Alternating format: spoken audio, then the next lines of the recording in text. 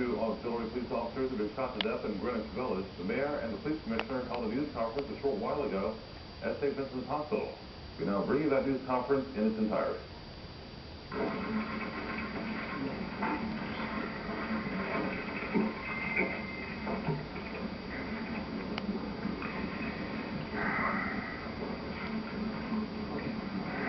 Well, good morning. Tonight was a horrible night for the New York Police Department and for our city. Two auxiliary police officers were killed in the line of duty. Two men who volunteered their time to make our city the safest big city in America lost their lives helping keep it exactly that way. An innocent civilian was also fatally shot. Nicholas Todd Pekero was 28 years old. Yevgeny Marshalik, who went by the name Eugene, was less than 2 weeks away from his 20th birthday.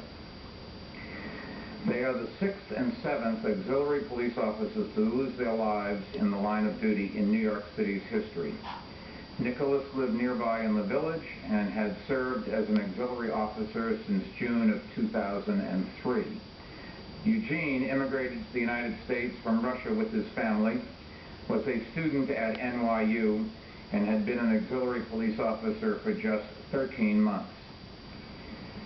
Since I became mayor, not even one auxiliary officer has been fatally wounded. In fact, the city of New York has not lost an auxiliary police officer in the line of duty since Milton Clark died investigating shots fired in the Bronx on December 1st, 1993. To lose two in one night, along with the life of an innocent civilian, is just devastating. Here's what we know. About 4.5 hours ago, a man walked into DeMarco's Pizzeria at McDougal and West Houston. This man shot and killed an employee of the pizzeria and fled the scene. On Sullivan Street, the shooter ran into two auxiliary officers who were responding to the call of shots fired, and he shot them. After shooting auxiliary officers Pekero and Marshalik, the suspect approached a nearby store on Bleecker and Sullivan, where he was confronted by police officers. There was an exchange of gunfire, and the suspect was shot dead. A few of those officers had minor injuries, but will recover. Two handguns were found on the scene, along with approximately 100 rounds of unspent ammunition. What this indicates is that this tragedy, as horrific as it was, could have been a lot worse. And without the actions of our brave officers, most likely would have been. Earlier tonight, Commissioner Kelly and I met with the parents of Nicholas Pekero and Eugene Marshalik. These two heroes were part-time volunteers with our police force. They didn't dedicate their lives to keeping our city safe, but in the end, they gave their lives to keep our streets safe. Just 24 hours ago, we were together at New York Presbyterian Columbia Hospital in Washington Heights because a Harlem-based police officer, Robert Tejeda, was shot while trying to keep our streets safe for all of us. Tonight, just 24 hours later, we are together again at a hospital, this time in Greenwich Village. While the specifics of the cases differ, and Commissioner Kelly will walk you through the details, the culprit ultimately is the same: a man with an illegal handgun. Before Ray gets into the details, I want to acknowledge the Speaker of our City Council, Christine Quinn, who is with us tonight. Speaker Quinn is not only my partner in governing New York City, she is a resident of this neighborhood. She lives just a few blocks away and has been a strong supporter of our efforts to get illegal guns off the streets of our cities.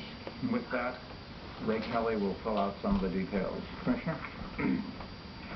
Thank you, Mr. Mayor. We're joined by Chief of Department Joseph Esposito and Auxiliary Chief Henry Say, Inspector Martinez, Captain Suarez, and Deputy Inspector Margulis, who's the commanding officer of our auxiliary police unit.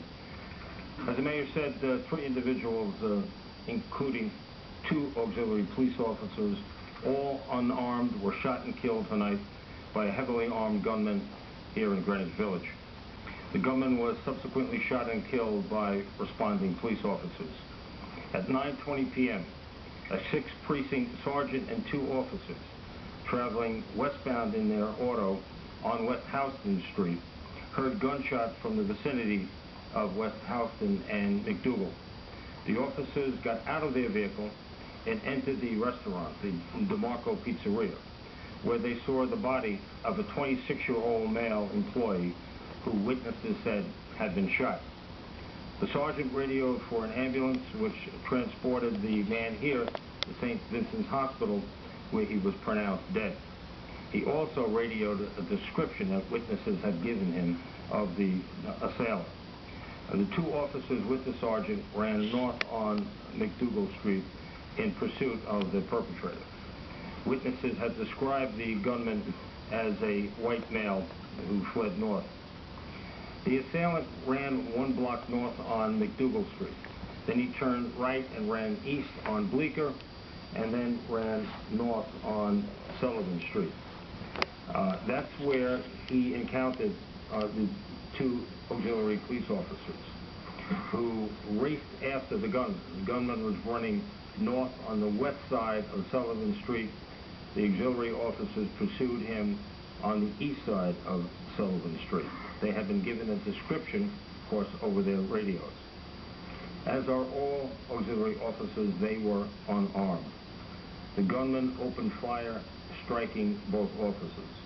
They were removed to St. Vincent's Hospital here, where they both expired as a result of their injuries.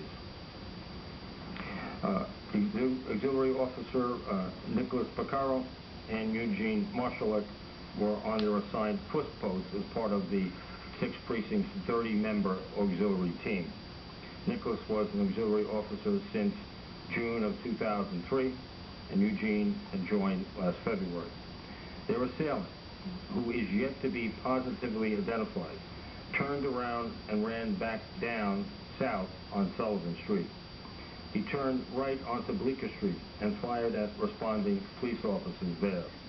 At one point, he entered a store known as the Village Tannery. He walked to the back of the store, then exited the front of the store and began firing at officers a second time on Bleecker Street. One of those officers sustained injuries to his eye from flying glass during the shootout. The gunman was shot and killed in front of an adjacent jewelry store. A 9mm semi-automatic pistol was recovered from the suspect, and a bag containing a second gun, a .380 semi-automatic handgun with approximately 100 rounds of ammunition, was found nearby. There was also a fake beard in the bag. Witnesses at the scene of the original shooting said the assailant appeared